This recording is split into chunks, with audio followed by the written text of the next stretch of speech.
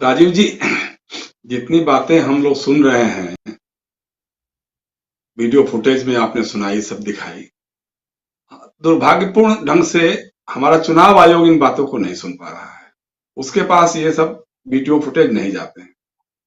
अगर जाते तो उसको नोटिस जारी करना चाहिए था कि भाई इस तरह की भावनाएं भड़काने वाली बातें, अपमानजनक बातें, किसी के बारे में भी शत्रुतापूर्ण बातें नहीं की जा सकती है, नहीं की जानी चाहिए।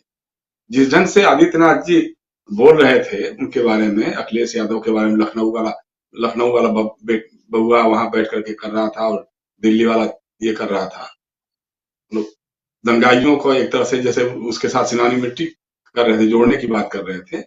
वो बहुत ही मतलब डिफेमेटरी तो है ही है, डेरोगेटिव भी है। मतलब वो उस पर तो केस भी हो सकता है। ऐसे ही नहीं हो सकते राजनीति में। मतलब थोड़ी सी मर्यादा तो रहनी ही चाहिए, खास तौर से संवैधानिक पदों पर बैठे हुए लोग जो हैं, अब भूल जाते हैं कि आप एक लंपट नहीं हैं। आप किसी एक गेरुआ रंग धारण कर लिया तो आप महात्मा हो गए, कतई नहीं हो गए। इसलिए ऐसी कोई बात नहीं है। मैं शुरू करना चाहता हूं निर्मला जी की बात से। निर्मला जी ने जो कहा वो तो अद्भुत है। और हमने सुना है ना कि वो काबुल में भी मिलते हैं, तो जेएनयू में भी निर्मला सीतारमन मिलती हैं, यही हम कह सकते हैं। पंकज चौधरी जो हैं, महाराजगंज से सांसद हैं, राहत रूह तेल बेचते हैं वो। उनकी नेपाली नागरिकता को लेकर के बहुत बड़ा विवाद हुआ था। हमारे मित्र हर्षवर्धन जब सांसद हुआ करते थे, उनसे जब चुनाव आए थे तो उन्होंने उनके खिलाफ मुकदमा किया था इस बात की जांच करने के लिए कि वो नेपाली नागरिक है कि भारतीय नागरिक है। तो पहली बात तो उनकी नागरिकता का पता नहीं अभी कोई फैसला हुआ कि नहीं हुआ, एक बात हो सकती है। लेकिन जो जवाब पंकज चौधरी ने दिया था वो एक राजनीतिक जवाब था, उसमें हमको कुछ गलत नहीं लगता है। एक राजनीतिक है, ठीक है, कह सकते हैं कि भाई राहुल गांधी को बजट समझ में नहीं आया होगा, ये अपनी अपनी समझदारी हो सकती है। लेकिन इसमें यूपी टाइप कहां से आ गया, ये निर्मला सीतारमन जी साफ करना चाहिए। मैं ये कहना कि बजट समझ में नहीं आया, आपने कह दिया कि यूपी टाइप समझा दिया है और उनको समझा दिया है जो यूपी छोड़ करके भाग गए। भाई आपके प्रधानमंत्री गुजरात छोड़ के दिल्ली बनारस क्यों आ गए? लालकृष्ण आडवाणी दिल्ली छोड़ करके गुजरात क्यों चले गए? अटल बिहारी वाजपेयी ग्वालियर और आगरा का बटेश्वर छोड़ करके लखनऊ क्यों चले गए? तो जरा सी भी समझ नहीं है। पढ़ाई लिखाई से रिश्ता ही नहीं है कोई भी।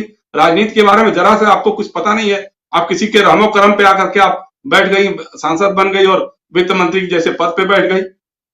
पूरे बजट में पिछले 7 सालों से जब से बजट आ रहा है, मध्यम वर्ग को, नौकरी पेशा वर्ग को हर साल उन लोग उम्मीद लगाए रहते हैं कि इस बार साल लगता है कि कुछ इनकम टैक्स में रिबेट मिलेगी।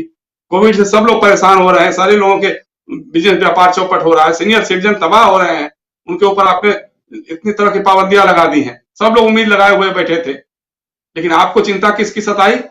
आपको हीरा उद्योग की, हीरे पे आपने सब्सिडी कराई, हीरे के टैक्स में कमी कराई। क्यों? क्योंकि सूरत का डायमंड उद्योग है, गुजरात का डायमंड उद्योग है, गुजरात में इस साल चुनाव होने वाला है।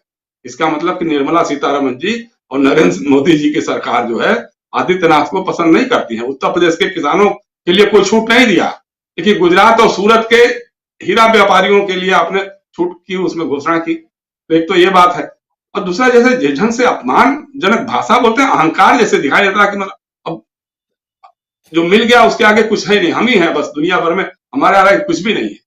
तो ये बात तो ठीक कह रहा है, हमारे सारे मित्रों ने कही है। इसका जवाब जो है उत्तर प्रदेश की जनता जो है वो देगी 10 मार्च को कि यूपी टाइप जवाब क्या होता है। तो यूपी टाइप का जवाब इस बार उत्तर प्रदेश में भारतीय जनता पार्टी के लोगों को मिलने जा रहा है, इसमें कोई शक शुबा नहीं है। अब दूसरी बात यह है कि जैसे मैंने कहा अभी आदित्यनाथ जी के बारे में जो भाषा बोल रहे थे कि साहब गर्मी शांत कर दूंगा, मैं तो मई जून में भी शिमला बना दूंगा। भाई शिमला बना दीजिए तो बहुत अच्छी बात है यार, सेब का बागान लगवा दीजिए पश्चिम उत्तर प्रदेश में, कुछ लोगों के वहां रोजगार मिल जाएगा। मुजफ्फरनगर के लोगों को वहां, यहाँ से हम लोग जाएंगे सेब खरीदेंगे खाएंगे, थोड़ा सस्ता हम लोगों को भी मिल जाया करेगा, वहां के बेरोजगार लोगों का काम मिल जाएगा। लेकिन आप जो भाषा बोल रहे हैं गर्मी शांत कर दूंगा, यार तुम्हारी गर्मी तो हमने बाबा देखी थी ना लोकसभा में, जब मिमिया रहे थे, रो रहे थे तुम, क्योंकि ये तुम्हारी गर्मी नहीं है, तुम्हारी सरकार की गर्मी है। सरकार अगर रहती है साथ में तो सब लोग पहलवान हो जाते हैं। इसलिए वो सब बातें छोड़िए। आपका हम सब जानते हैं कितनी गर्मी, किसकी चर्बी कितनी होती है। जयंत चौधरी ने गलत नहीं कहा। देखिए जयंत चौधरी यही तो कह रहे थे ना कि भाई हमारे इलाके में तो ठंड पड़ती है लेकिन हम लोग ठंड में रहने वाले आदमी हैं। अजीत सिंह तो साल ये स्वेटर भी नहीं पहनते थे, कोट भी नहीं पहनते थे, तो वो उसको समझा रहे थे कि भाई ठीक है, यहाँ के लोगों के खून में गर्मी है तो है, उसमें क्या कर सकते हैं। लेकिन जरा सा भी सोचने वाली बात है कि जिस ढंग से आप मतलब माफिया है और रेंग रहे हैं, तो अब चल नहीं पाएंगे और ये नहीं कर पाएंगे। भाई बहुत सही अनिल जी बता रहे थे ना, वही बात हमने भी नोट करी थी।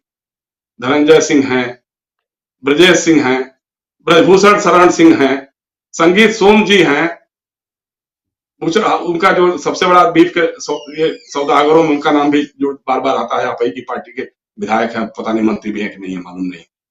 ये सारे लोग हैं ना, तो उनके ऊपर क्या कार्रवाई हुई भाई?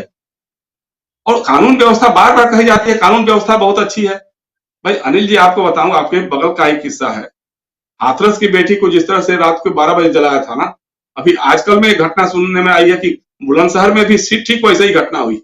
एक बच्ची के साथ बलात्कार हुआ, फिर हत्या हुई, और रात को 12 बजे पुलिस वालों ने बिना पोस्टमार्टम कराए, दोबारा पोस्टमार्टम की मांग न करने पाए घर वाले, जबरदस्ती उसकी लाश को जला दिया। ये है उत्तर प्रदेश की कानून व्यवस्था। शर्म नहीं आती है जिस ढंग से बातें करते हुए, क्योंकि आप सरकार में आ गए तो आप लगता है कि पूरा भारत आपका जर खरीद हो गया। और राहुल गांधी तो बहुत सही बात कर रहे थे, जो था अमित शाह जी के बारे में अभी प्रशांत भी बता रहे थे कि जगत प्रकाश नड्डा जाते हैं या और कौन जाता है, वो भी अपना चप्पल जूता उतार के जाते हैं। भाई वो आपके रहमो करम पे हैं, भारतीय जनता पार्टी के अध्यक्ष हैं नड्डा जी, तो मोदी जी और अमित शाह जी के रहमो, लेकिन मणिपुर के लोग आपके रहमो करम पे नहीं रहेंगे। अगर नॉर्थ ईस्ट में इस तरह की भावना बढ़ने शुरू हो जाएगी कि दिल्ली हमको हमारे साथ ऐसा ट्रीटमेंट करती है, ये बहुत गलत होगा, इसका बहुत गलत मैसेज जाएगा। इतना तो सोचना ही होगा ना। आप अपने तो खुदा समझने बैठे हैं क्या? क्या प्रधानमंत्री बन गए, गृह मंत्री बन गए, मुख्यमंत्री बन गए तो लगता है कि बस आपका राजपाट सब कुछ आप ही का हो गया? ये डेमोक्रेसी है भाई। डेमोक्रेसी में सरकारें बदलती रहती हैं, लड़ती पड़ती रहती हैं। आज कोई अर्श से फर्श पे कब आ जाएगा इसका कोई ठिकाना नहीं रहता है। तो मुख्य रूप से बात यही है, आपको ये ध्यान रखने की बात है। आप सही बात है कि आप अपना बताइए 5 सालों में आपने क्या उपलब्धियां रही हैं, आपने पश्चिमी उत्तर प्रदेश के लोगों को क्या दिया है। आप बार बार कह देते हैं गन्ना किसानों का भुगतान हमने करवाया। भाई गन्ना किसानों का भुगतान अगर कराया होता तो गन्ना विकास राज्य मंत्री है सुरेश राणा, उनको दौड़ा लिया गांव के किसानों ने कि भाई हमारा तो गन्ने का भुगतान हुआ नहीं। ऐसा कैसे किसान बोलेंगे? जिसको लाभ मिलने की बात कर रहे हैं वही कह रहा है कि नहीं हमको तो कोई भुगतान ही नहीं हुआ है। तो आप तो कम से कम ये बताइए, आप कहिए कि हाँ जी मोदी जी ने कहा था कि हम 2 करोड़ लोगों को हर साल रोजगार देंगे। आपने कितने लोगों को रोजगार दिया ये बता दीजिए। आप उसको बताने में दिक्कत क्या होती है? आप बताइए कितनी यूनिवर्सिटी आपने खोली है, कितने मेडिकल कॉलेज खोले हैं? प्राइवेट वालों का नहीं, प्राइवेट को जमीन दे दिया कौड़ियों के मोल पर, प्राइवेट जाकर किसी ने अस्पताल खोल दिया, मेडिकल कॉलेज खोल दिया, वो सब नहीं। ये बताइए कि आईआईटी कितना खुला है, मेडिकल इंस्टीट्यूट कितना खुला है, ये अपना यूनिवर्सिटीज कितनी खुली है, कितने लोगों को रोजगार मिला है, किसानों को बिजली का दाम क्या है? आज आपने चुनाव के समय के 10 दिन पहले आपने आधी रेट कर दिया, उसके बाद में रेट क्या होगा ये भी बता देते ना कि भाई चुनाव के बाद भी ये रेट रहेगा कि नहीं रहेगा। ये सारी बातें हैं। कोरोना का मैनेजमेंट है, उसके बारे में आपको बताना चाहिए, ब्लैक एंड व्हाइट बताना चाहिए कि हाँ साहब हम मुख्यमंत्री हैं 4 साल 5 साल हमने ये वायदे किए थे, हमने ये काम किया है, पूरा किया है, और जो काम बचा हुआ है उसको हम पूरा करेंगे। अब ये ठोक देंगे, मार देंगे, पीट देंगे, भाई अब माफिया सरगना तो आप खुद है, आपकी भाषा बताती है कि आप खुद ही माफिया सरगना है। और केसेज विड्रा आपने अपने ऊपर से कराया, आपके ऊपर जितने मुकदमे थे, क्रिमिनल मुकदमे थे, वो आपने वापस लिया। केशव मौर्य आपके उप मुख्यमंत्री हैं, इलाहाबाद में डॉक्टर की हत्या में उनका नाम उभर करके आया था, बहुत सारे मुकदमे उनके खिलाफ थे, वो सारे आपने विड्रा कर लिए। आपने स्वामी चिन्मयानंद जी थे महाराज, जिन पर शिष्या के साथ तेल मालिश और क्या क्या मालिश करवाने का आरोप था, व्यभिचार के आरोप लगे थे, उनके केसेज आपने विड्रा करा लिए। कुलदीप सेंगर अभी भी भाजपा में है कि नहीं है? जेल में होंगे शायद। तो ये सारे लोग क्या है भाई? ये माफिया है कि नहीं है? अपराधी है कि नहीं है? तो जब आप बोलते हैं, भाषण करते हैं, कहीं भी पब्लिक मंच पे जाते हैं, तो अगल बगल झांक के देख लेना चाहिए कि भाई हमारे पास भी वही लोग हैं कि नहीं बैठे। ये हिंदू माफिया और मुस्लिम माफिया अलग अलग होंगे क्या? माफिया तो माफिया है, आपको ये बताना चाहिए। बड़ा अच्छा लगता है कहते आप कि हाँ जी हमने अतीक अहमद का ढलवा दिया, हमने मुख्तार अहमद के ऊपर बुलडोजर चला दिया, हमने ब्रजेश सिंह की संपत्ति पे बुलडोजर चला दिया। क्रिकेट खेल रहे हैं अभी इस समय धनंजय सिंह जिनके ऊपर वारंट है, धनंजय सिंह का हमने ये करवा दिया, बुलडोजर चला दिया। अगर ये कहते आप तो हमारे जैसे लोग आपका गुणगान करते, प्रशस्ति करते। लेकिन आप तो एक आंख से नहीं 2 आंख से देख रहे हैं भाई। आपकी निगाह में एक माफिया है, दूसरा साफिया है, आपके साथ है वो साथिया है। तो साथिया और माफिया दोनों तो नहीं चल सकता है ना। इसलिए राजीव जी 10 मार्च को तय हो जाएगा।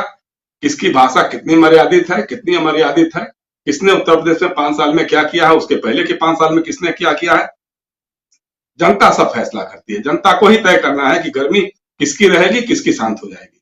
जी बिल्कुल बिल्कुल। हालांकि समय खत्म हो गया है, लेकिन अगर आप लोग अनुमति दें तो